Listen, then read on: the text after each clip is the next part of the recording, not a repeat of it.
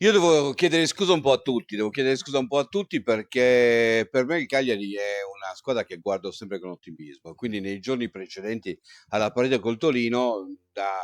persona cresciuta con l'idea che la maglia del Cagliari ha un sapore speciale, che per la maglia del Cagliari bisogna sudare, lottare, che bisogna portarla con orgoglio. Basato su quest'idea e basandomi anche su altri principi, su altri valori che caratterizzano la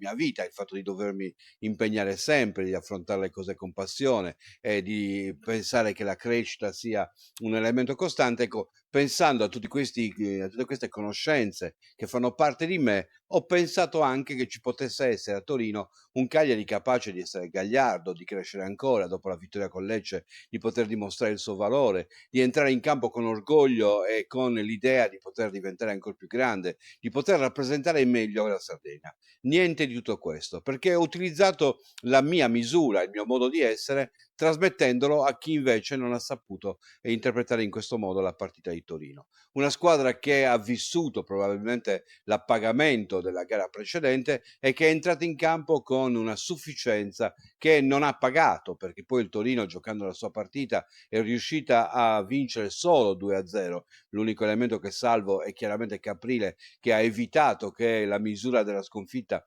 fosse veramente catastrofica e per il resto devo prendere atto del fatto che comunque sia è un Cagliari lontano da tutti questi principi, lontano da tutti questi valori, lontano da questi ideali che mi portano sempre a pensare di potermi aspettare un Cagliari migliore di partita in partita, un Cagliari orgoglioso, un Cagliari che lotta. La partita che abbiamo visto è tutt'altra cosa, abbiamo visto un Cagliari che sembrava giocare il 2 novembre, quando ricorrono i morti. Peraltro ricorrono è già una parola che se la colleghiamo al verbo correre c'entra veramente poco. Il Cagliari non ha corso per niente, è arrivato sempre secondo sulla palla, non riusciva a vincere un contrasto, ha battuto il primo calcio d'angolo dopo 80 minuti, che è una cosa inconcepibile. Il Torino ha fatto Torello